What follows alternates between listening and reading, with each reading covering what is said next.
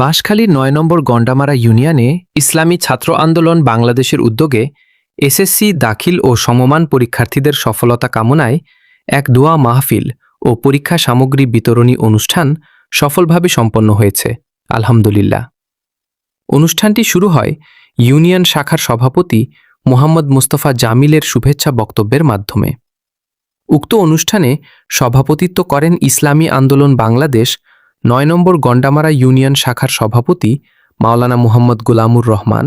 প্রধান অতিথি হিসেবে উপস্থিত ছিলেন জয়েন্ট সেক্রেটারি মাওলানা মুহাম্মদ রিদওয়ানুল হক হাফিজিয়াল্লাহু আনহু।